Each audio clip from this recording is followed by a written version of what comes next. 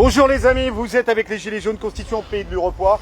Vous êtes avec les collègues constituants de Sablon et on est avec Jean-Pierre Garnier, intellectuel, traître à sa classe depuis 75 ans. Ah oui, j'ai commencé à 7-8 ans du fait que mon père était un art et m'a vraiment modelé sur la base de trois ennemis, l'église, la bourgeoisie et les militaires. Alors, qui es-tu? Quel est ton parcours? Alors CNRS. Ouais, le parcours, c'est un parcours, Sciences Po, l'université, le diplôme de thèse en sociologie et en urbanisme, voilà pour ce qui est des diplômes.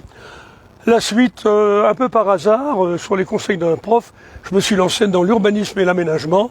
J'ai travaillé 3 ans au schéma directeur de la région parisienne, mais simultanément, en dehors de ma casquette de technocrate de l'urbanisme, j'étais engagé dans le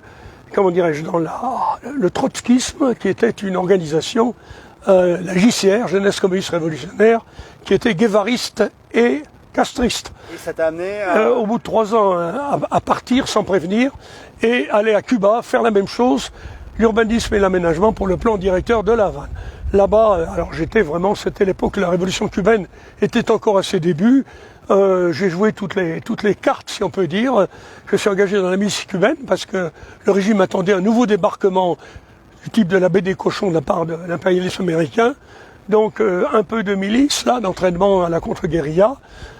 Également couper la canne à sucre, évidemment, et puis mon travail professionnel d'urbanisme et d'aménagement. Le problème, c'est que, je ne veux pas être long, c'est qu'au bout de 5 ans là-bas, le régime a évolué et ne correspondait plus du tout, ou pas beaucoup, ou encore moins, à l'idéal que j'avais au début. On a vu se reconstituer une classe dirigeante avec ses privilèges, la répression, les gens ont commencé à s'auto-censurer, et moi-même j'ai commencé à critiquer le régime en disant qu'il n'était pas socialiste. Bon, ce qui devait arriver arriva, c'est que j'ai été arrêté pour propagande révolutionnaire et espionnage. J'ai été foutu en tôle. Je dois dire que je n'ai pas été torturé ni maltraité physiquement. J'ai eu le droit à tout le scénario. Au début, avant d'être arrêté, j'ai été suivi, je dirais, jour et nuit par 2 flics qui se relayaient. Et quand j'étais arrêté, interrogatoire, nuit et jour, sans violence, je le répète, simplement avec des menaces verbales. Et en fait, ça se situait dans un phénomène général de répression contre tous les gens qui étaient venus, notamment d'Amérique latine, par solidarité avec le régime, et qui voyaient que ce régime évoluait dans un sens qui ressemblait furieusement à l'Union soviétique, laquelle l'Union soviétique contrôlait largement l'évolution de la révolution cubaine. Donc, là, j'ai interrogé nuit et jour, et ce qu'on m'a demandé, enfin c'était le jeu, il fallait que je fasse une autocritique écrite. Mon interrogateur m'a filé une gomme et un crayon, un bloc-notes, et je devais rédiger l'autocritique. Une sentinelle venait chercher ma prose et je repassais l'examen avec l'interrogateur. Alors quelquefois il disait là, c'est bien, là, c'est pas très sincère, c'est à double sens. Là, c'est mauvais. Par le KGB, le gars? Ah oui, alors le mec, oui, j'ai oublié de dire, le mec qui s'est présenté, je me rappelle son nom, puisqu'il a donné un nom qui ne devait pas être bon, Lazaro Diaz Martin, type levé du KGB. Ça, c'est le premier jour pour m'impressionner. Et donc, ça a duré 5 jours, tout et pour tout, et à la fin, c'est un scénario concocté par s'appelait le REDOS, le G2, service de contre-espionnage. Ça s'est terminé avec, compte tenu de la sincérité de votre autocritique, le mec rigolait, il savait très bien que c'était pas sincère, compte tenu des services rendus à la Révolution. Évidemment, j'avais travaillé pendant 5 ans. Compte tenu de la mansuétude de notre commandant en chef, Fidel Castro n'est certainement pas au courant de mon arrestation. Il y a des dossiers aussi sur l'histoire avec les nanas, etc. Ah ben ça, on pourra en parler après ça. Ouais. On parlera plus tard. On fera une interview peut-être. Voilà. Une interview encore. Et alors, le résultat, c'est que ils m'ont relâché. J'ai pas pu partir immédiatement. Vous savez, je termine le travail que je faisais en tant qu'urbaniste, mais mon interrogateur, une fois, est venu à l'hôtel où j'étais pour me dire ce que je devais faire une fois en France. L'homme qui s'est pointé, c'était rigolo, dans une grosse bagnole américaine, genre Studebaker, en couleur, et le mec était avec un short court et puis une chemise type touriste américain, et il me donne une grande claque dans le dos. Alors comment ça va? C'était surréaliste. Et il m'a dit la chose suivante: on va observer votre attitude et votre comportement en France. Vous savez une chose, c'est que les portes ici On sait les fermer, vous en êtes aperçu, mais on peut les ouvrir. Voilà. Donc je suis rentré en France, j'avais été recruté entre-temps par peu importe, des Français de passage. Je suis rentré à l'université de Toulouse comme enseignant. J'ai passé une thèse. Ma thèse, c'était sur Cuba, pour démontrer que Cuba n'était pas socialiste, évidemment. Interdiction de revenir à Cuba. Bon, j'ai passé une thèse en sociologie urbaine. Après, bon, j'ai été mêlé à différents mouvements ces années-là, notamment assez violents à Toulouse. C'était l'université de Toulouse. Il y a beaucoup de descendants d'anciens victimes de Franco à Toulouse. Lorsqu'il y a eu le garrottage, l'exécution de Pigantic, l'anarchiste, et un autre par Franco, il y a eu des manifestations très violentes. J'étais évidemment dans ces manifs. Bon, c'était très amusant. On a quand même fait sauter les locaux de l'entreprise Iberia. On a envahi le consulat d'Espagne. Bon, simplement, les gens qui m'avaient recruté ont dit on t'a recruté pour faire de l'animation avec tes théories, pas de l'agitation sur le campus. Donc je me suis retrouvé, au bout de 3 ans, au chômage. Là, j'en ai profité pour faire une autre thèse, tout seul, avec un autre copain. J'ai fait une autre thèse. Après, je me suis retrouvé des cours dans différentes facs, mais avec un emploi non stable. Et puis, peu à peu, j'ai fait un bouquin, 2 bouquins. Il y en a un qui a attiré l'attention de Jean-Pierre Chevènement. C'était à la fin des années 70. Et l'ennemi numéro 1 de Chevènement, c'était Michel Rocard, ce qu'il appelait la gauche américaine, liée à l'impérialisme. Et vu ce que j'avais écrit, il m'a proposé de fonder, avec d'autres, une nouvelle revue que j'ai baptisée d'ailleurs. Bon, le titre était, comment dirais-je, retenu. Elle s'appelait Non. Chevènement m'a dit quand même, c'est pas très positif. Je lui ai dit, si vous aviez lu un peu plus Marx, vous sauriez quand même qu'il y a la dialectique du négatif, c'est-à-dire de la révolution, même si la révolution n'est pas l'ordre du jour. Bon, grâce à Chevènement, j'ai fini par trouver un boulot. Il est devenu ministre de l'éducation, de la recherche, et j'ai trouvé un boulot au CNRS comme ingénieur de recherche. À partir de là, j'étais fonctionnaire avec garantie de l'emploi. J'ai continué, alors j'avais rompu avec le trotskisme, je me suis rapproché des milieux anarchistes, j'ai participé à différentes actions et de soutien. Celle qui m'a le plus frappé, on n'en parle plus du tout aujourd'hui, c'est le mouvement, à mon avis, autogestionnaire le plus important de l'histoire du deuxième siècle, du deuxième partie du XXe siècle, c'est le mouvement des LIP à Besançon. C'est là où, voilà, c'était l'autogestion, c'est pas seulement l'occupation, c'était on produit et on vend, même clandestinement. Et la majeure partie des gens qui étaient dans la lutte de chez LIP, c'était des femmes qui travaillaient sur les chaînes. Et c'était quand même une ambiance assez extraordinaire. Ça s'est terminé par une magnifique manif, 120 000 personnes, il pleuvait, mais hélas, c'était le chant du cygne de ce mouvement qui pour moi reste, avant les Gilets jaunes, mais à la différence des Gilets jaunes, on a vu en action ce que c'était une usine autogérée. Autogérée, donc je le répète, la vente, la fabrication, la publicité, c'était les ouvriers et les ouvrières, soutenus évidemment par toute une foule de gauchos qui n'avaient pas encore viré leur cutie comme la majorité des 68 ans. Mais alors, les actionnaires, là, tu m'inquiètes un petit peu, BlackRock... ils n'étaient pas là encore, ils n'étaient pas là encore. Ils n'étaient pas là encore, c'est qu'il faut savoir, bon je ne vais pas faire l'historique, LIP devait être vendu. C'était un coup avec des capitalistes suisses.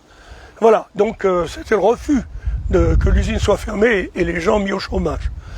Mais tu es, dans le off, tu nous as dit que tu es très critique et tu as écrit des ouvrages sur la sociale traîtrise après 83 la gauche, entre guillemets. La pseudo-gauche, que j'appelle la deuxième droite. Un de mes ouvrages que j'ai écrit avec un anarchiste, Louis Jean-Auvert, s'appelle La deuxième droite, qui a été réédité en 2000, je ne sais plus combien. Il était écrit publié en 1986, réédité en 2000, je ne sais plus combien, 8 ou 9. Et là-dessus, c'était pour montrer pourquoi. Parce qu'il ne suffit pas de dire la gauche, avec des guillemets, savoir quelle est la classe sociale qui est derrière. Et c'est une classe dont on parle peu, c'est la petite bourgeoisie intellectuelle, c'est quoi la petite bourgeoisie intellectuelle?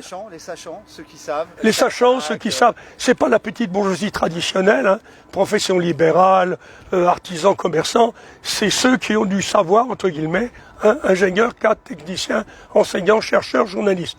Et cette couche-là, qui en tient une sacrée couche, entre nous soit dit, ne rêvait que d'une chose après 68, c'est de prendre la place de la bourgeoisie. Ça a complètement raté, durant 68, pardon. Et après, comme je disais, c'était une classe ascendante qui se rêvait classe dominante. Ça a complètement foiré. Le résultat, c'est que les leaders, les intellectuels, les porte-paroles de cette classe se sont ralliés au capitalisme et on les a retrouvés en 1981 dans le gouvernement Mitterrand.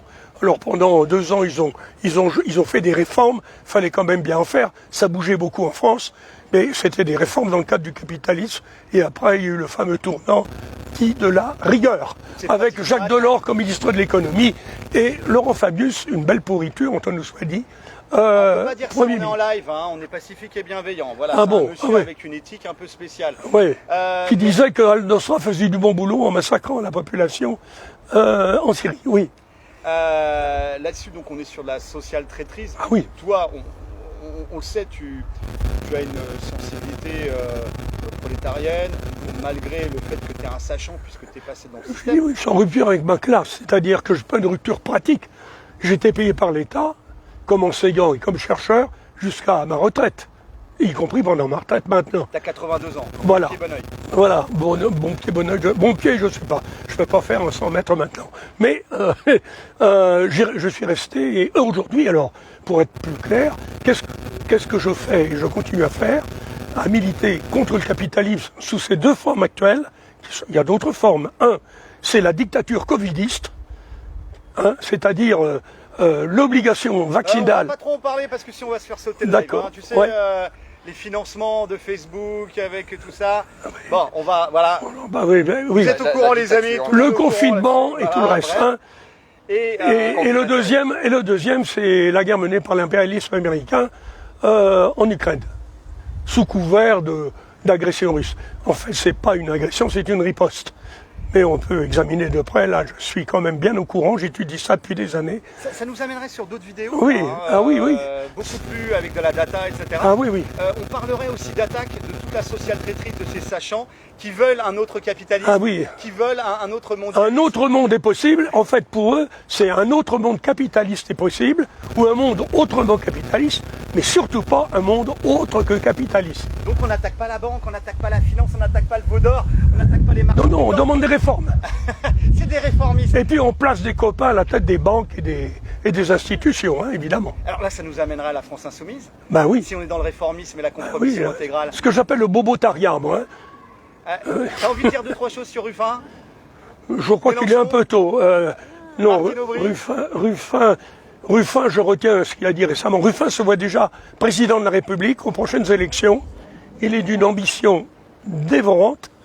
C'est lui qui a dit au cours de la campagne électorale qu'il faisait, la première campagne électorale, élection de 17, il disait « Un peuple n'existe pas s'il n'est pas représenté ».